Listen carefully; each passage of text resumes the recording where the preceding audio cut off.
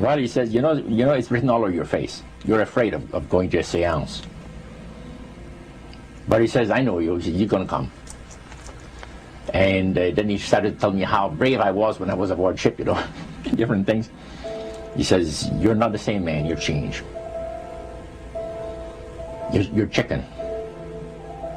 That's all I needed to hear. I said, when do we go to a seance? So one Saturday evening, we were in the place. It was our first time. Very beautiful place. The medium was a lady. She had a gorgeous new home in Montreal. And there were about 20 invited guests there, which I was one of them. And she communicated with the spirits for different people there. And they were telling them what the spirit said. One man said, I would like to talk to my friend that died 6 months ago. But I don't want him to appear.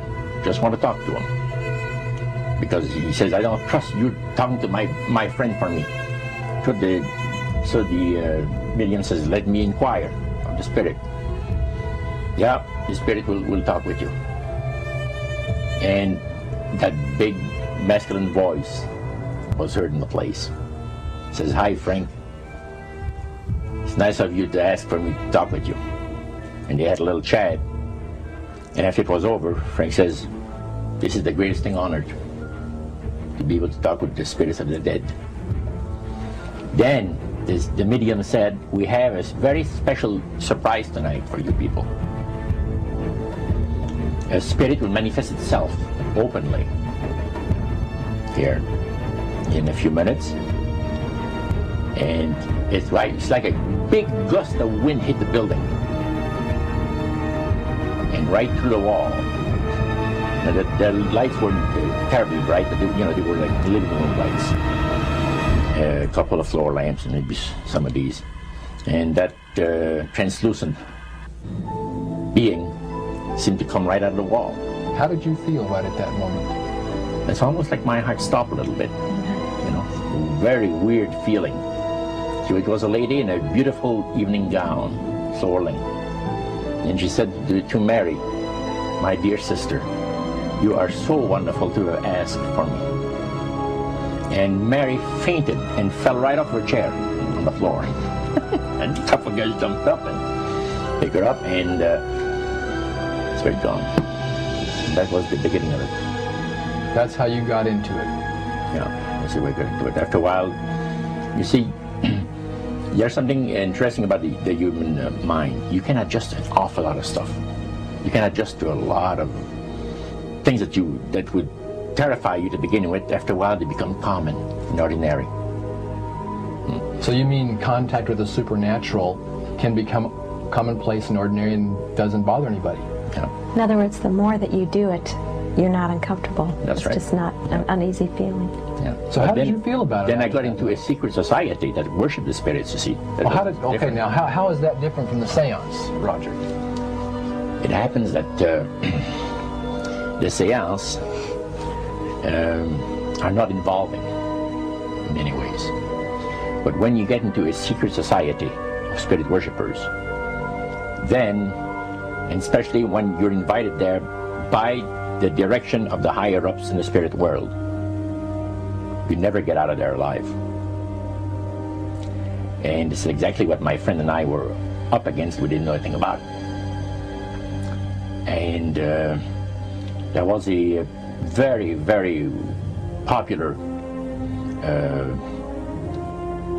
big band leader. Jazz musician? Band, yeah, very famous. And one night we went to one of these seances, and he was with his wife. So Roger, you're at this restaurant. What happened? We sat there, and we had our favorite alcoholic beverages, you know. And as we talked, the band leader says, he says, I want power, I go right to the source of power. And he says, how do you think that I became famous the way that I am? Well, I said, you must have had some good luck. Well, he says, there's no such thing as good luck. He says, there's either some power working for you somewhere, or you don't get ahead in this world. Not in my type of occupation. So it went from there. We got talking about spirit worship. Did it intrigue you? Or did it make you want to find out more about what exactly he was talking about? Yeah. So he said the supposed spirits of the dead that you're talking with are demon spirits. They're fallen angels. They're beautiful beings. Just set it out, just like that. Oh yeah. It didn't make you uneasy when he said they were Well, demon it shocked you a little bit, something that you first hear mentioned to you. He said, you guys have got a great future ahead of you. Because we've been told, the high priest of our society, secret society, has been told that the master has very special plans for you too. Now, what did he mean by the master? Satan. And we were interested to hear more about it. And he told us, he says, look, we worship spirits. We worship Lucifer and all his angels. They're just as beautiful as they did before they were cast out of heaven. He says there was a misunderstanding in the whole thing. He says among the inhabitants of the galaxies. And he says our master was misunderstood. And God did not bear with him like he does with people that make mistakes today. So we're in a warfare, good against evil. And we happen to be the evil ones, but we're not that bad. He says, I look at this business between the forces of good and evil. He says, you believe in one person believes in God, and everyone believes in Lucifer. It's like politics. So the great controversy is real. And you've heard someone talk about it that's on the other side.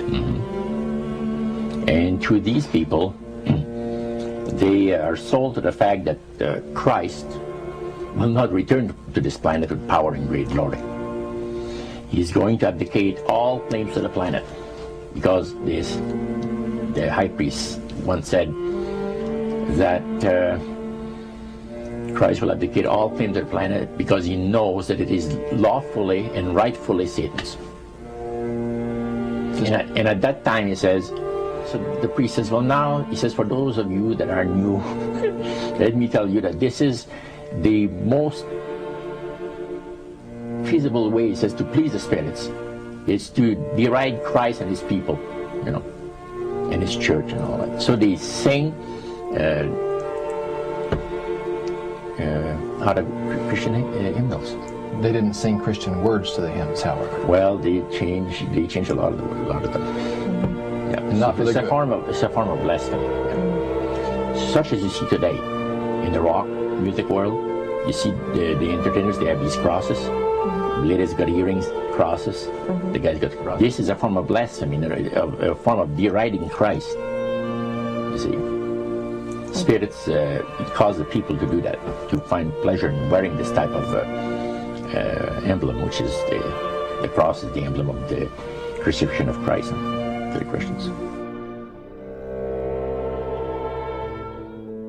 Better to reign in hell than serve in heaven, is that it? Why not? I'm here on the ground with my nose in it since the whole thing began. I've nurtured every sensation man has been inspired to have. I cared about what he wanted, and I never judged him. Why? Because I never rejected him. In spite of all his imperfections, I'm a fan of man. I'm a humanist. Maybe the last humanist.